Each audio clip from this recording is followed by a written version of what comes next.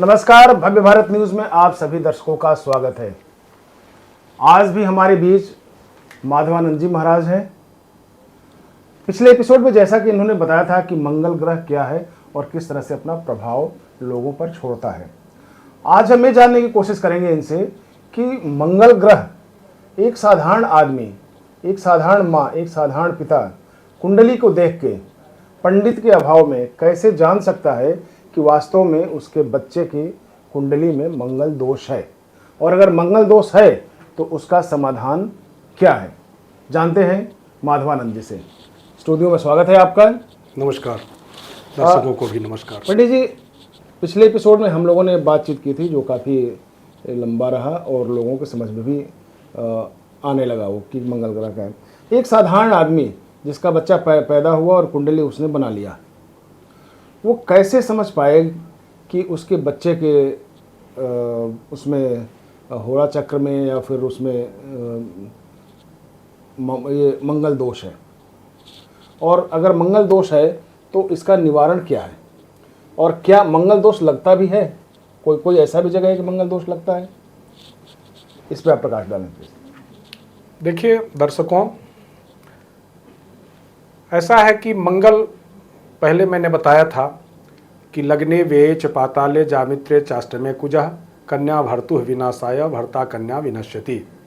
कन्या की कुंडली में है तो उसके पति का नुकसान होता है, पति की कुंडली में है तो उसकी पत्नी का नुकसान होता है, पहला, चौथा, सातवां, आठवां, 12वें स्थान में मंगल बैठने से। अब ये है कि जो कम जानकार ज्योतिषी लोग हैं वो केवल भयभीत करते हैं, उसका निराकरण नहीं बताते। और बहुत सारी कुंडलियों में तो मैंने देखा है कि शास्त्र के हिसाब से वो स्वतः मंगल दोष निर्मूल होता है और मंगल जो है सो मंगल कारक हो जाता है, अमंगल कारक नहीं रहता है। कैसे होता है? तो पहला एक सूत्र है कि नौ मंगली चंद्र भृगु द्वितीय। अगर किसी की कुंडली में ये 5 स्थान में, पहला, चौथा, सातवां, आठवां, 12वें स्थान में मंगल बैठा हुआ है, लेकिन चंद्रमा और शुक्र द्वितीय भाव में बैठे हुए हैं, तो मंगल दोष स्वतः खत्म हो जाता है, उसका दुष्प्रभाव नहीं रहता है। नौ मंगली पश्यति जीवजस्य, जीव कहा गया है बृहस्पति को, तो बृहस्पति की दृष्टि अगर उस मंगल पे पड़ रही है तो वो मंगल दोष स्वतः खत्म हो जाता है। नौ मंगली राहु गतश्च केंद्रे, अगर राहु केंद्र में है तो मंगल दोष का दुष्प्रभाव नहीं पड़ेगा। और नौ मंगली मंगल राहु जोगे, मंगल और राहु अगर एक साथ है तो मंगल का जो दुष्प्रभाव है वो खत्म होकर के मंगल शुभ हो जाता है। तो ये तो हुआ कि कुंडली में किन किन ग्रह के प्रभाव से मंगल का दुष्प्रभाव खत्म हो जाता है। दूसरी बात यह है कि अगर मान लीजिए कि किसी का तुला लग्न है और इन 5 स्थानों में कहीं भी मंगल बैठा हुआ है, तो सप्तम जो स्थान हुआ वो मेष का स्थान हुआ। तो मेष का मालिक मंगल होता है, तो अपने घर को कोई चोर डकैत भी नहीं तोड़ता है, तो इसलिए मंगल जो है सो उसके दाम्पत्य जीवन में दुष्प्रभाव नहीं डालेगा।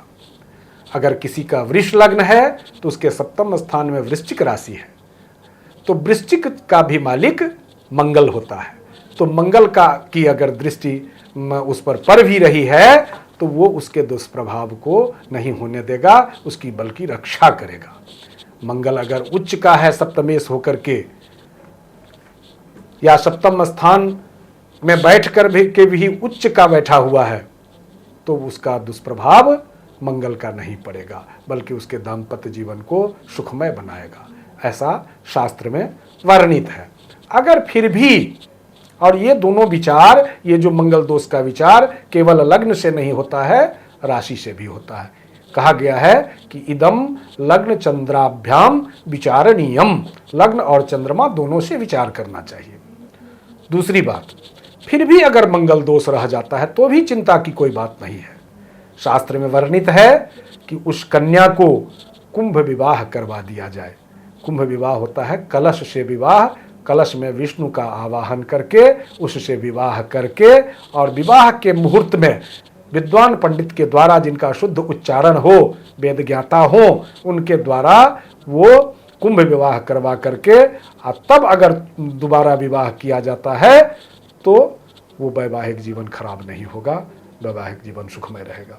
अगर किसी लड़के की कुंडली में मंगल का दोष है तो उसका मंगल का 40,000 वैदिक मंत्रों से जप करवा दिया जाए। उसकी बेसिक संख्या है 10,000, लेकिन कलौ संख्या चतुर्गुणा, तो कलियुग में 4 गुना संख्या में जप करने से पूर्ण फल की प्राप्ति होती है, पूर्ण यज्ञ होता है। नहीं, जो 10,000 का फल मिलेगा, 10,000 पहले करने से जो फल मिलता था वो 40,000 करने से होगा।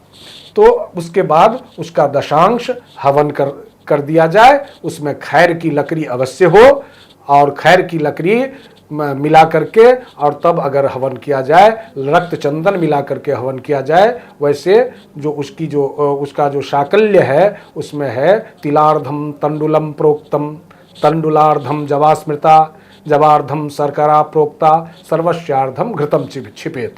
ये तो है ही कि तिल का आधा चावल, चावल का आधा जौ, जौ का आधा गुड़, और सब मिला करके जितना हो उसका आधा घी मिला करके, और तब उसमें खैर की लकड़ी, रक्त चंदन, बेल की लकड़ी, ये मिला करके हवन कर लेने से वो मंगल दोष का निश्चित रूप से समाधान हो जाता है और दाम्पत्य जीवन सुखमय होता है। तीसरा चीज है कि मंगल का अगर इतना भी नहीं हो सके तो मंगल के लिए ताम्र पात्र का दान, मूंगा का दान, मसूर दाल का दान, ये करने से भी मंगल दोष का निवारण हो जाता है। निर्भर करता है कि मंगल कितना कड़ा है, कितना नुकसानदेह है, तो ये करने से निश्चित रूप से समाधान होता है। इसलिए मंगल के कारण डरने की जरूरत नहीं, मंगल के लिए समाधान करने की जरूरत है। किसी को डरने की कोई जरूरत नहीं है। चलिए, बहुत अच्छी आपने जानकारी दी। तो ये रहे आज के हमारे मंगल ग्रह पे पूरा समाधान जो आप कर सकते हैं, पंडित की देखरेख में करें तो बहुत अच्छा होगा, और इसका आप शुभ फल, शुभ लाभ आप ले सकते हैं। अगले एपिसोड में फिर हम किसी नए विषय के साथ आएंगे, तब तक के लिए नमस्कार।